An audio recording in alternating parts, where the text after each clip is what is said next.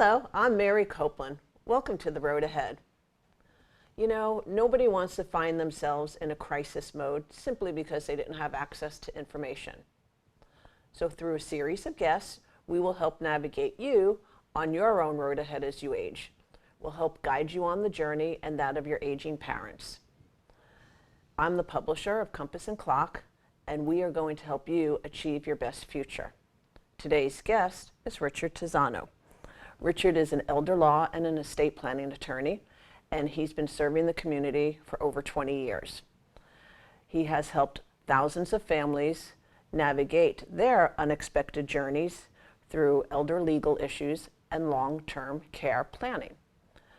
Richard is also a best-selling author. He has written the book Accidental Safari, which is about navigating you through the challenges that come with aging. Richard, thank you so much for joining us today. You're welcome. I'm delighted to be here, Mary. I'm thrilled, and you know why? A little secret I have here. Richard and I have been on this journey together for 6 years, trying to educate the public and help you prepare. So it's just a thrill for me to have him with me today. So today's topic is going to be about the marathon of long-term care. So Richard, there are 10,000 baby boomers turning 65 every day. Over the 20 years that you've been practicing elder law and estate planning, have you seen a difference on how they come to you and ask questions as it pertains to their road ahead? Well, I think Mary, the volume of people certainly has increased over the years. I think the issues that, excuse me, I think the issues that they are trying to address are basically the same. It's the realization that their lives are changing, and that happens either suddenly through, God forbid, a stroke or a heart attack or an accident, or it's a progressive disease. Maybe they've got a diagnosis of Parkinson's or some dementia issues. Mm-hmm. And so they want some help in how do we address these issues. So those basic questions are the same, but as you've indicated, the number of people turning 60 is increasing. And you know, in the next 30 years, the number of Americans over age 85 is going to triple. And so when you think of those people entering those years of their life, and right now about half of the people who are over 85 need some kind of assistance. And so when you think of the volume of need that creates, whether it's the people who need to move into their home in a system or provide some in-home care, or they need to go into a facility, it's a dramatic shift in our population and how the needs of that population are going to have to be addressed. So it's wonderful that we're all living longer, but because of that, we have to do a little bit of pre-planning and be aware of how we can prepare for our road ahead. So I've read your book, Accidental Safari, and what I loved was how you actually use examples of clients that you've worked with to help illustrate a scenario, you know, of somebody aging and problems they may have faced. So would you be kind enough to maybe give an example to us today to help us understand a little bit more about the marathon of long-term care? Sure, and it maybe goes back to your initial question about how things have changed or have they changed. So in the book I tell my story, and I also tell the story of many of my clients to illustrate the issues and how those issues can be addressed in various ways. So when I was 12 years old, my mom had a stroke and became paralyzed on the right-hand side. And so it was a dramatic change in our family. I was an only child, so I had my mom and dad. My dad was a worker on the Long Island Railroad, and so he had to go to work every day, and my mom suddenly had this stroke and was in a wheelchair for the rest of her life, and came back from the hospital after about 3 months. Mm-hmm. And we had to come up with a routine that allowed for her care, and I was going to school and also. Anyway, I tell the story in the book, and it really was a marathon. I mean, it changed our life, my life.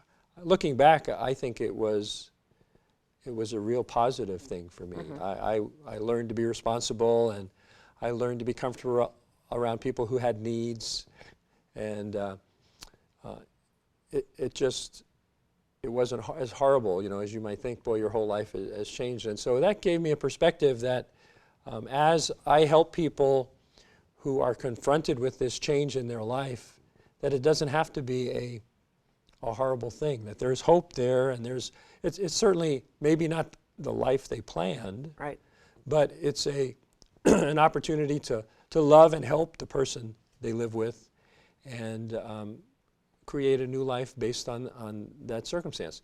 And so you fast forward 40 years, and then my dad, my mom's passed away, and my dad now is in his mid-80s, and so he needs care, and he wasn't going to receive the in-home care like my mom did, and so he needed to go to a nursing home. And so as an attorney, I had to figure out how that all worked. And when I realized I was doing estate planning for people and not even considering the possibilities of what happens when they get to that point in their life when life is changing and you may need care, or you have to address how that care should be considered.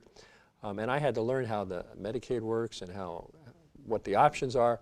And so it was a real learning curve for me, and I began to incorporate all of those necessary considerations in my estate planning for people to help them address those issues.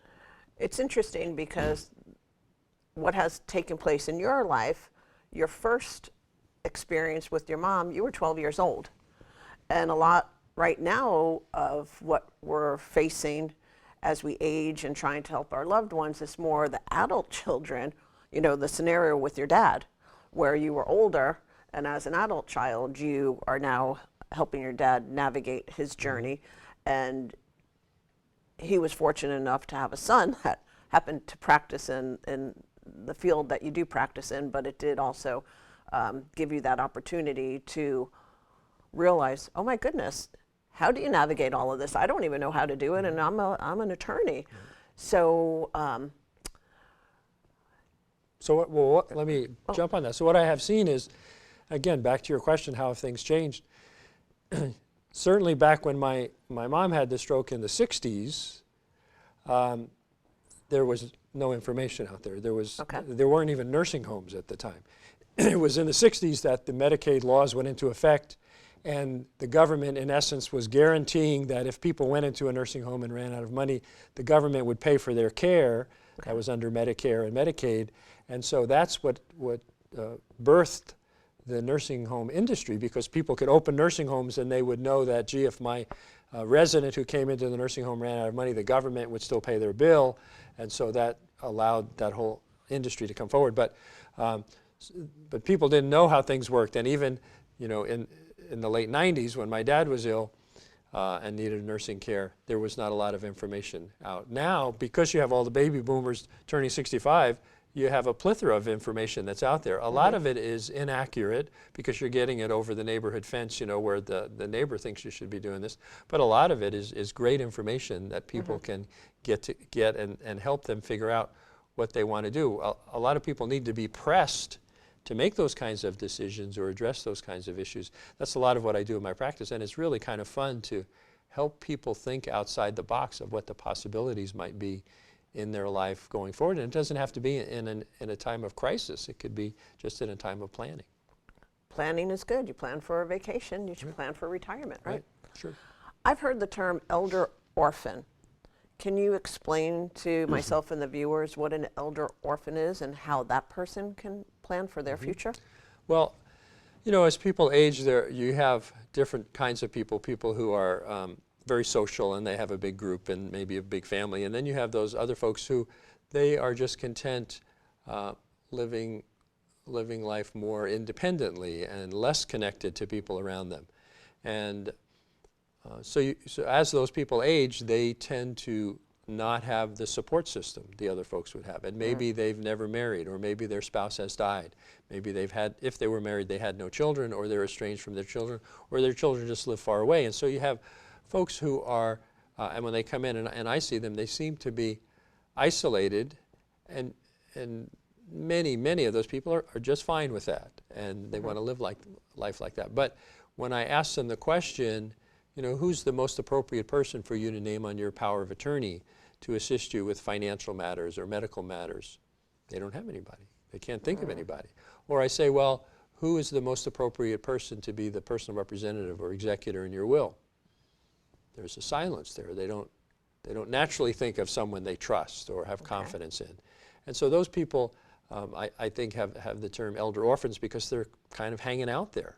And so that's the state they would be in. That's how I would define an elder orphan. But in the scenario you just painted, if they don't have a network, a loved one, friends, etc., there is still a group of professionals out there that can help them? Is there something available? So we've defined this area of great need, and you started our conversation by saying how the need was growing. Thousands every day are moving into that area where they may need or may have a need. And so how is the need addressed? And because of the volume of people in that situation, it has to be addressed in many different ways. And certainly there's professionals that can step up. I had a client the other day when I was asking her about her house and the land around the house and how she managed that, and she enjoyed gardening, and how was she going to handle that in the future. Fortunately enough, fortunately for her, she was able to say, well, I'll just write a check. If I need the lawn mowed or the blackberry bushes pushed back, I'll just write a check. And not everybody can do that. Yeah. And so you have to address those issues as you're able to address those issues. And so if you find yourself not having a broad base of people you can trust, who do you turn to? And so I see service groups maybe stepping up and having like a church? An emphasis. Well, yeah, and charitable organizations as well, sure. And they have an emphasis of, well, we're going to have this, whether it's a committee or a group of people who are charged with identifying certain areas of need in the elder community and addressing those.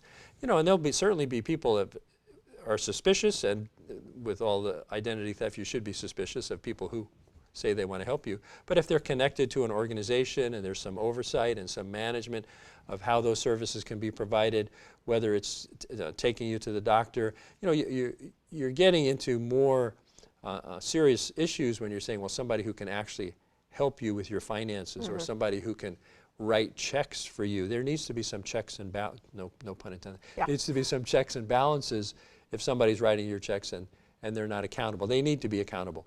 And somebody who can help you make medical decisions. And if there's no friend or family person that's obvious, then you may need to turn to a professional, whether it's a financial professional.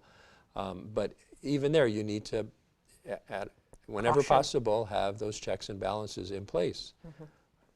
Now I'm going to switch it the other way.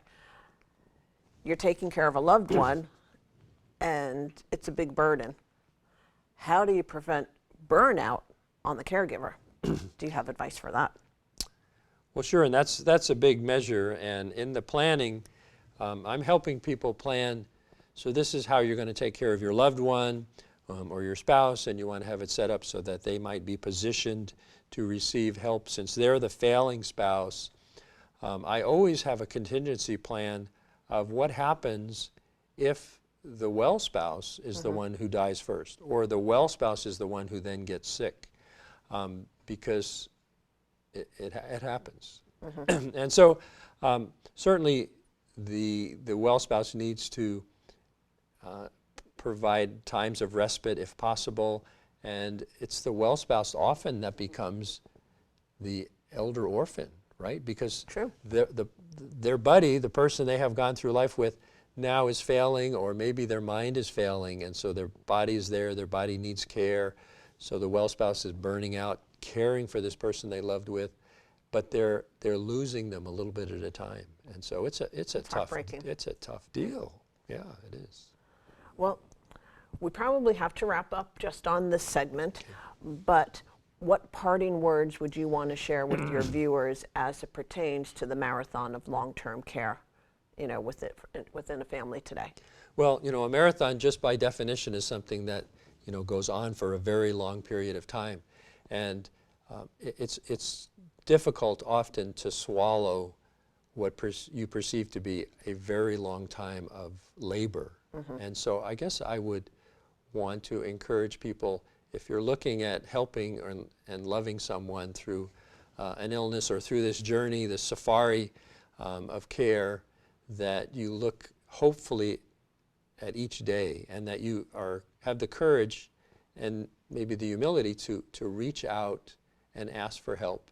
Ask somebody if they can, come over for an hour or two, and maybe be there for your loved one, or just be there for you. Maybe they need to just share some time with you there, or if you can get away and have somebody come. So do it a day at a time, and ask for the help that you feel like you need, because there will be somebody there who hopefully can step up and provide the hope for the day. Thank you, Richard. You're welcome. You have a wise man here. Okay. That's all the time we have for today. I would like to thank Richard for his kind heart and intelligence, and sharing his experience to help you on your path. And until next time, thank you so much, and have a great day. Bye-bye.